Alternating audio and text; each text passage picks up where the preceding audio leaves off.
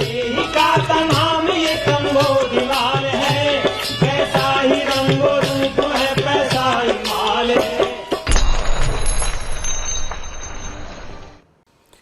Petrol diesel के दाम घटाने हो तो ऑयल मार्केटिंग कंपनियां घाटे की दुहाई देने लगती हैं, लेकिन फिजूल खर्ची में इन कंपनियों के अधिकारी जब हजारों करोड़ रुपया उड़ा देते हैं तो उस पर कुछ नहीं कहती।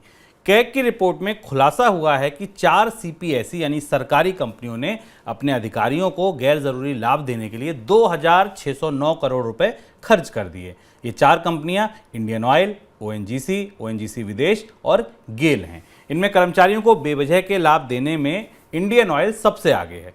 कैग ने अपनी रिपोर्ट में कहा है कि इन सभी कंपनियों ने अपने कर्मचारियों को गैर जरूरी लाभ देने के लिए तय दिशा निर्देशों का उल्लंघन किया है। सर, पहला सवाल, सीधा सवाल, ये घोटाला हुआ कैसे?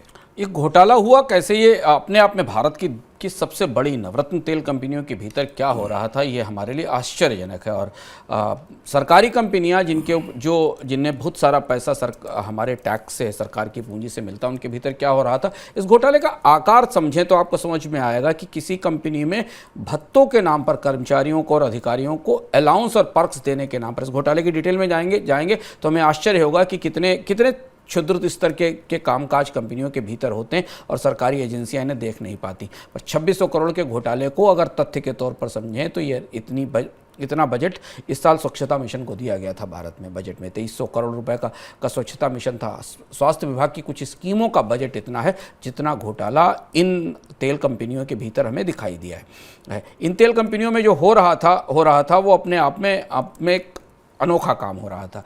तेल कंपनियां अपने अधिकारियों को जो सुविधाएं देती हैं भत्तों के तहत, उनमें इतना अधिक पैसा खर्च किया जा रहा था जो सरकार के नियमों के अतिरिक्त था। जो सीएजी ने अपनी रिपोर्ट में जो संसद में पेश की गई है उसमें ये माना है कि इन चारों तेल कंपनियों का नाम है Indian oil corporation, oil and natural gas, ONGC, GAIL India और ओएनजीसी विदेश। इन कंपनियों ने डिपार्टमेंट ऑफ पब्लिक एंटरप्राइजेस के उन नियमों का उल्लंघन किया जो कंपनी के अधिकारियों को भत्ते और सुविधाएं देने के लिए बनाए गए थे। और कितना बड़ा उल्लंघन किया कि इंडियन ऑयल में 1448 करोड़ रुपए के गलत भत्ते बांट दिए गए, करीब 1400-1500 करोड़ रुपए के। ओएनजीसी में 733 करोड़ के, गेल में 415 करोड़ के और ओएनजीसी विदेश में, जो विदेश में तेल खोज का काम करती है, उस पर 14 करोड़ बांट दिए गए। और 2 महत्वपूर्ण पहलू थे जहां पर ये पकड़ा गया। एक तो ये कि अपने अधिकारियों और कर्मचारियों को जो वाहन के मेंटेनेंस का अलाउंस दिया जाता था उसमें ज़बरदस्त धांधली हुई। अधिकारियों को ऐसा पता चल रहा है रिपोर्ट को पढ़ने से कि अधिकारियों को कार के लिए और वाहनों के लिए अलग से अलाउंस मिलता था और जो लोकल ट्रैवल करते थे उसके लिए उनको अलग से पैसा दिया जाता था। यानी एक ही सुविधा के लिए कंपनियों ने 2 बार पैसा दे रही थी। इसके अलावा एक और व्यवस्था है जो सरकारी कर्मचारियों के भत्तों में अपनाई जाती है, जिसको कैफेटेरिया अप्रोच कहते हैं, जिसमें अधिकारी अपने हिसाब से या कर्मचारी अपने हिसाब से अपने भत्तों का चुनाव करता है। इस प्रक्रिया में भी कर्मचारियों को बहुत अनड्यू, जिसके लिए वो डिजर्व नहीं करते थे इन तेल कंपनियों ने भत्ते दिए।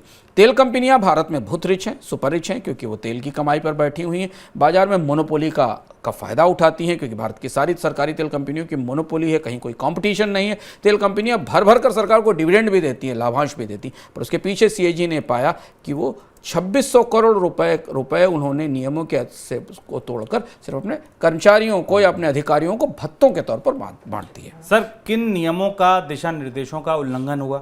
जो डीओपी का, पीटी का, डिपार्टमेंट ऑफ पब्लिक एंटरप्राइजेस है उसका, और डीपीई के नियमों का उल्लंघन हुआ है भत्तों की पूरी प्रक्रिया में। और इस मामले में सीएजी ने अपनी रिपोर्ट में ये लिखा है कि जो बेसिक पे का जितना % भत्ते दिए जाने, मैक्सिमम सीलिंग के भत्ते दिए जाने हैं, उनका भी उल्लंघन हुआ।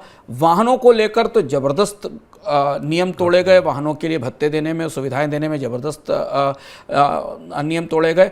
वाहनों की मेंटेनेंस को लेकर सीएजी ने पाया कि जो नियम सरकार ने तय किए थे, सरकारी विभागों में भत्तों के लिए तय किए गए थे, उनका भी बड़ा उल्लंघन हुआ है। सीएजी की इस रिपोर्ट में ये पाया गया है कि जिन भत्तों को ऑपरेशनल कामकाज के लिए दिया जाना था, उनका भी नियमित भत्तों के तौर पर इस्तेमाल किया गया।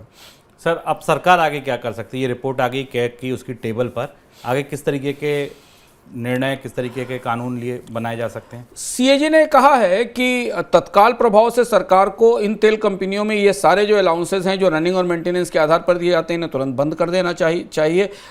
सीएजी की रिपोर्ट की एक प्रक्रिया है, सीएजी की सिफारिशें सरकार मानने के लिए बाध्य भी होती नहीं है। ये रिपोर्ट अब संसद में जाएगी, उसके बाद फिर इस पर चर्चा होगी और उसके बाद शायद संसद इस पर संज्ञान लेगी, अगर संसद चाहेगी तो, या पब्लिक अकाउंट्स कमेटी में जाएगी। लेकिन ये बात खुलकर सामने आ गई है कि जब देश की प्रमुख तेल कंपनियों के भीतर भत्तों में यही हो रहा होगा तो बाकी कंपनियां भी सरकारी कंपनियां हैं जिनमें सरकारी कर्मचारी हैं और वो भी सामान्य पब्लिक सेक्टर अंडरटेकिंग्स के तहत आते हैं, वहाँ भी क्या ऐसा नहीं हो रहा होगा? ऐसी स्थिति में ऐसी चीज़ें नहीं हो रही होंगी तो सरकार से उम्मीद की जानी चाहिए कि वो पूरे पब्लिक सेक्टर अंडरटेकिंग में जो कर्मचारियों को दिए जाने वाले भत्ते हैं, जो वाहन के मेंटेनेंस के भत्ते हैं या जो अन्य तरीके की अलाउंसेस दिए जा रहे हैं, उनके नए सिरे से जांच कराए और स्पष्ट करे, क्योंकि ये राशि काफ़ी बड़ी और चौंकाने वाली है जो सीएजी की रिपोर्ट में निकलकर सामने आई है।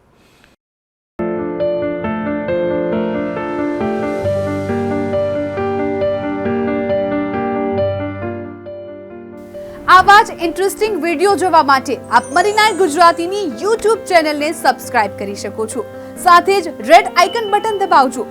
એટલું જ નહીં, મની 9 ગુજરાતીના ફેસબુક પેજને પણ આપ લાઈક કરી શકો છો અને ટ્વિટર અને ઇન્સ્ટાગ્રામ આ બંનેને ફોલો કરવાનું ના ભૂલતા, કારણ કે સમજ છે તો સહજ છે।